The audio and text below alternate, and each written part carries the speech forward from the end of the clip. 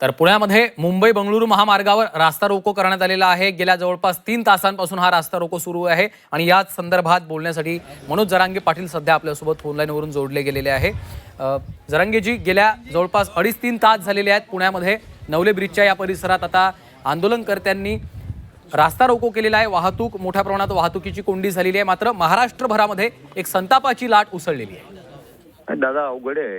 त्या ताईला न्याय मिळेपर्यंत लोक कसे गप्प बसणार? किती घटना झाल्या तिकडे, त्या मालेगावला पण घटना नाशिक जिल्ह्यात अशीच घडली, इथं पण आता भोर तालुक्यातही घडली, आता धायरीमध्ये नवले पुलावरती लोक बसले। किती दिवस आता लोक थांबणार आहे? सरकार विरोधात चीड आहे। देवेंद्र फडणवीस साहेबांनी ही गोष्ट समजून घ्यायला पाहिजे की एक कायदा कडक पाहिजे। अशा लोकांना जर ताबडतोब फाशी झाली ना तर लोकांचा उद्रेक थांबल। ही उद्रेक थांबणार नाही। आम्ही सुद्धा आता राज्यभर हे आंदोलन करणारच आहेत। आम्ही सुद्धा आता निघालोय। आम्ही सुद्धा उद्या सकाळी त्या कुटुंबाला भेट देणार आहेत। आम्ही त्यांच्या सोबत राहणार आहेत। त्या लेकीला, महाराष्ट्राच्या लेकीला न्याय मिळेपर्यंत आम्ही एकही माणूस या राज्यातला शांत बसणार नाहीयेत।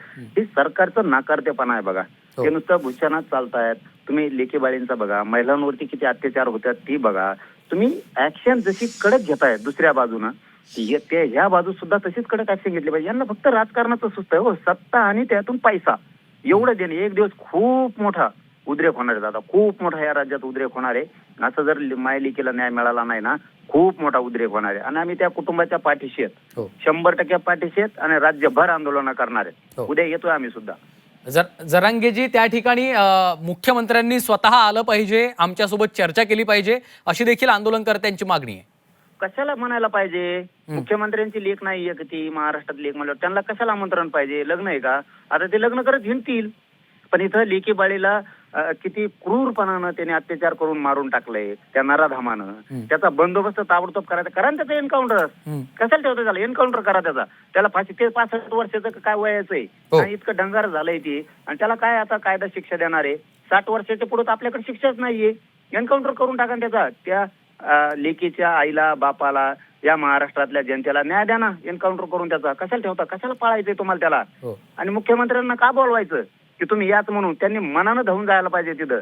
त्या बघा ना, सुमित्रा ताई गेल्यात, बाकीचेही मंत्री जातील, बाकीचेही सगळ्या पक्षातले बांधव जातील। मुख्यमंत्र्यांची लेख नाही का ती?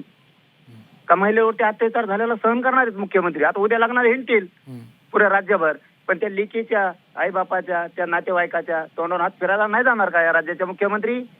नाही का? पालक होतो म्हणून आम्ही राज्यातल्या जनतेनं त्यांच्याकडून आशा करायची नाही? त्यांनी फोनवरून संवाद साधला असं त्यांचं म्हणणं आहे पीडित कुटुंब। एवढ्या मोठ्या घटनेवर तुम्ही फोनवर राहतो कसं काय? तुम्ही आता मग ते उंटावून शेळ्या राखल्यासारखं झालंय। राज्याचा एवढा मोठा खमक्या मानला जातो मुख्यमंत्री, सगळ्यांना न्याय देतोय, हे मान्य आहे इथपर्यंत। पण लेकीचं जर एवढं झालंय, आता त्या मालेगावच्या लेकीचं झालं, तुम्ही कुठं जायला सहजच घेताय, इथं जाणार नाही। कसला प्रोटोकॉल आहे तुम्हाला?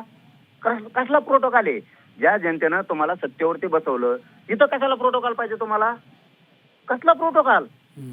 तुम्ही धडक उठायला पाहिजे आणि तिथं जायला पाहिजे। माझी राज्याची लेख आहे, त्या लेखीवरती इतका अत्याचार केला, त्यांना धमाला एन्काउंटरच करायचा, ठेवायचंच नाही त्याला। का ठेवायचं? का पोसायचं? का म्हणून मुख्यमंत्र्यांनी पुरं राज्य टाळ्या वाजवील, पाठ थापतील त्या मुख्यमंत्र्याची? नाही, त्यांनी असंही सांगितलंय की या नराधम आरोपीला फाशीची शिक्षा होईपर्यंत आम्ही पाठपुरावा करणार आणि कडक कारवाई करणार। कोणची कडक कारवाई झाली राज्यातली आतापर्यंत? संतोष देशमुखांच्या प्रकरणापासून सगळे प्रकरण बघा तुम्ही, कोणता पाठपुरावा झालाय? आयुष आराम करते ते जेलमध्ये, संतोष भयाचे, त्या देशमुखांचे आरोपी त्या जेलमध्ये आयुष आराम करते। फक्त ही शिबासाची राहिली आता, आणि पिक्चरची टाकी देऊन टाकायची राहिली त्याला तिथं, पिक्चर फक्त तिकीट फाडायला। काय होणार आहे? काय झालं? मालेगावची ती लेक मारली गेली, 3 वर्षाची होती ती, पण काय न्याय मिळाला? काय न्याय मिळाला? या लेखील तर काय कारवाई करणार आहे तुम्ही कठोर? जा ना तुम्ही तिथं, प्रत्यक्ष जाऊन त्यांना आश्वासन द्या की एन्काउंटर करतो आम्ही। द्या, ते बसले तिथं रस्त्यावरती, स्वतःची सोन्यासारखा कोटचा गोळा गेला तरी ते आई बापा आज रस्त्यावरती नवले पुलावरती बसलेत पुण्यात। त्या चिमुरडीचा मृतदेह घेऊन बसलेले आहेत ते। किती वाईट निदारक परिस्थिती हो दादा। आपण आपल्या जीवनात कधी असं ऐकलं नाही, राज्यात नाही, देशात पण नाही, की चिमुकली गेली आपली आणि तिचा मृतदेह घेऊन आई बाप अहो ते काळीच रस्त्यावर घेऊन बसलं। किती ओक्साबोक्शी रडत असतील ती।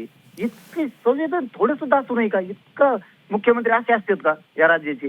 याच्यामध्ये गंभीर होऊ नये। मनोज जरांगेजी, याच्यात आणखी एक मुद्दा आहे। हा जो 65 वर्षाचा नराधम आरोपी आहे, त्याच्यावर याच्या आधी 2 विनयभंगाचे गुन्हे दाखल आहेत, त्याला शिक्षा झाली होती, तरी देखील तो बेलवर सुटला आणि बाहेर आलाय। नाही, अवघड आहे। फडणवीस साहेबांच्या काळात अवघड आहे। असेच नराधम गुंड बाहेर येणार आणि ते काय म्हणतात ना, संन्याशाला फाशी चोर सोडून, असंच होतंय की काय असं वाटायला लागलंय. वाटलं होतं हेच सगळा अन्याय अत्याचार बंद करतील फडणवीस साहेब, ही अशी अपेक्षा होती.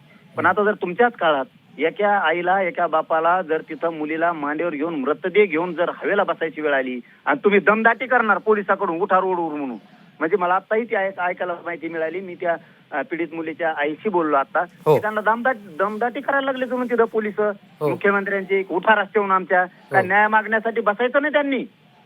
ही कोणती दादागिरी गुंडगिरी तुमची. मी आत्ताच हे प्रामाणिक आपल्या चॅनलला सांगतो, मी आत्ताच त्या ताईशी बोललोय की त्या मुलीच्या आपल्या त्या बालिकेशी आईशी आता, की त्यांनी सांगितलं आम्हाला दादागिरी करते तिथं रस्त्यावरून उठा म्हणतात. म्हणजे न्याय मागासाठी लोकशाही मार्ग आंदोलन नाही करायचे. वा रे मुख्यमंत्री, तुम्हाला उद्रेक बघायचा आहे का राज्यात? तुम्ही तिथं जायला पाहिजे, ते लोक शांत करायला पाहिजे, त्या कुटुंबाला भेटलं पाहिजे, त्यांना बोललं पाहिजे, न्याय देतो याचा एन्काउंटर करतो हे सांगितलं पाहिजे. तुम्ही फिरलं नाही पाहिजे लग्न करत. निश्चितच. त्यामुळे आता खरं तर या आरोपीला, या नराधम आरोपीला फाशीची शिक्षा झाली पाहिजे अशी मागणी आपण पाहतोय महाराष्ट्रभरातून होतीये. खूप खूप खूप खूप धन्यवाद मनोज जरांगेजी आपल्या या सविस्तर प्रतिक्रियेसाठी. पुन्हा एकदा जाऊयात, कैलासपुरी आमचे प्रतिनिधी आपल्यासोबत आहेत. कैलास, जवळपास 2.5-3 तास होत आहेत हे ठिय्या आंदोलन सुरू आहे. वाहतूक कोंडीची परिस्थिती काय आहे? कारण दोन्ही लेन, दोन्ही मार्गिका ह्या ठप्प झालेल्या आहेत. दुसरीकडे आता पोलीस तिथे पोहोचलेले आहेत. पोलीस देखील चर्चा करतायत. पोलीस आणि मुलीच्या नातेवाईकांशी बराच वेळ झाला या ठिकाणी चर्चा सुरू होते. पोलिसांनी, जिल्हाधिकारी जे आहेत त्यांनी जे पत्र पाठवलेलं आहे ते मुलीच्या नातेवाईकांना वाचून दाखवलेले आहे, ज्याच्यामध्ये आरोपीला जास्तीत जास्त शिक्षा म्हणजेच देहदंडाची शिक्षा देण्यासाठी सर्वतोपरी प्रयत्न आणि लवकरात लवकर शिक्षा मिळावी यासाठी प्रयत्न केले जातील असं आश्वासन दिलेलं आहे. दुसरीकडे सर्व पातळ्यांवर, प्रशासकीय पातळ्यांवर विविध ज्या संस्था आहेत त्यांच्याशी बोलणं जे आहे ते नातेवाईकांचं करून देण्यात आलेलं आहे. उज्ज्वल निकम जे आहेत त्यांना सरकारी वकील करावं असं नातेवाईकांची मागणी होती. त्यांच्याशीही दूरध्वनीवरून संवाद जो आहे तो नातेवाईकांना साधण्यात आलेला आहे. नातेवाईकांशी उज्ज्वल निकम जे आहेत ते दूरध्वनीवरून बोललेले आहेत आणि त्यांना न्याय मिळेल असं आश्वासन जे आहे ते उज्ज्वल निकम यांनी दिलेलं आहे. पोलीस आणि नातेवाईकांमध्ये बराच काळ जे आहे ती चर्चा निश्चितच. त्यामुळे आता या चर्चेमधनं काय समोर येतं यावर तोडगा निघतो का हे देखील पाहावं लागेल. धन्यवाद कैलास. चंद्रकांत फुंदे देखील आपल्यासोबत फोनलाईनवरनं जोडले गेलेले आहेत. चंद्रकांत, आता बराच वेळ झाला पोलीस दाखल झालेले आहेत आणि पोलीस आणि आंदोलकांमध्ये चर्चा सुरूच आहे. काही तोडगा निघालाय का, काय कळतंय? हो, तोडगा निघण्याच्या अगदी अंतिम टप्प्यात आहे. आता सीपी सरांनी थेट सीएमशी बोलणं करून ते अंतिम टप्प्यात आहे. आता सीपी सरांनी थेट सीएमशी बोलणं करून दिलं मुलीच्या वडिलांचं आणि त्यात त्यांनी आश्वासन दिलं की आम्हाला वकील म्हणून उज्ज्वल निकमच हवेत आणि आमच्या मुलीला न्याय हवाय, बाकी काय नको. तोच निरोप घेऊन इकडं आंदोलकांकडे ते आलेले आहेत. त्यांच्याशी ते चर्चा करतात, पण काही आंदोलक ऐकण्याच्या मनस्थितीत नाहीत. पण ते आता शेवटी आंदोलन सुरू होऊन जवळपास 3.5 तास होऊन गेलेले आहेत. त्यामुळं काहीतरी मधला मार्ग याच्यातनं काढावाच लागेल अशी एक, किती नाही म्हणलं ते त्यांच्यावर एक सामाजिक दबाव आहे. पण आंदोलक ऐकण्याच्या मनस्थितीत नाहीत. काही म्हणतात नाही इथंच बसून राहायचं, काही म्हणतात नाही आता आपण कुठेतरी ऐकलं पाहिजे. पण शेवटी आता ही मॉब सायकोलॉजी आहे, ते कसं हँडल विथ केअर करावं लागतं या सगळ्या गोष्टी शेवटी. कारण कसं इथं हा काय ऑर्गनाइज मॉब नाही आहे. सर्व एका अर्थाने आंदोलक आहे. कुणी केवळ त्या हे घटनेच्या एकदम उद्विग्न इथं आलेले आहेत, ते ऐकण्याच्या मनस्थितीत नाही. काही संघटनावाले आहेत, काही हिंदुत्ववादी संघटनावाले आहेत, काही ब्राह्मण संघटनावाले, म्हणजे अशा सगळ्या संघटनांचे कार्यकर्ते इथं आलेले आहेत आणि ते अतिशय आक्रमक आहेत आणि त्यांचा दबाव आहे की मागे हटायचं नाही न्याय मिळाल्याशिवाय. पण आता शेवटी मुलगी त्यांची गेलेली आहे.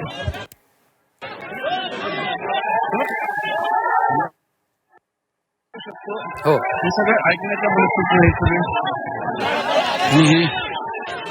चंद्रकांत, आपल्याला त्या ठिकाणी जे आंदोलक आहेत ठिय्या करत बसलेले त्यांच्याकडनं आता घोषणाबाजी केली जाते. 3-4 तास होऊन गेलेले आहेत आणि ते संस्कार हे करावेच लागणार आहेत. म्हणून हा सगळा दबाव आहे. पण लोक ऐकण्याच्या मनस्थितीत नाहीयेत. त्यामुळे अजूनही तोडगा निघालाय असं म्हणता येणार नाही, पण प्रयत्न सुरू आहेत पोलिसांकडनं. चंद्रकांत, आता तिथल्या आंदोलकांना काढलं जात आहे का? कारण हालचाली वाढलेल्या आहेत, काय घडतंय?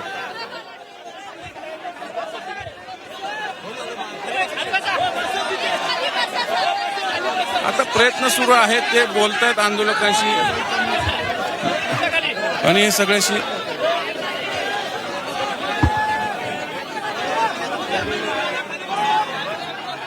चंद्रकांत, तिथल्या काही लोकांसोबत, आंदोलनकर्त्यांसोबत संवाद साधता येणं शक्य आहे का तुम्हाला? त्यांच्याशी काही बोलणं, त्यांची प्रतिक्रिया घेणं? लोक बोलण्याच्या मनस्थितीत नाही आहेत. आपण शेवटी मॉब सायकोलॉजी आहे, जो काही निर्णय होईल तो सगळ्यांनाच मान्य असेल असं अजिबात नाही. त्यातनं मग हे सगळं कोणी आंदोलन मिटण्याच्या मनस्थितीत आहे, निर्णयापर्यंत येऊन ठेपले तर कोणी काही लोक अजिबात ऐकण्याच्या मनस्थितीत, आंदोलन चालू ठेवण्याच्या मनस्थिती आहेत. त्यातनं ही सगळी द्विधा मनस्थिती आहे. निश्चितच, त्यामुळं आता यावर कसा तोडगा निघतो हे देखील आपल्याला पाहायचं आहे. तुर्तास धन्यवाद चंद्रकांत या सविस्तर माहितीसाठी. एक छोटासा ब्रेक, पाहत रहा झी 24 तास.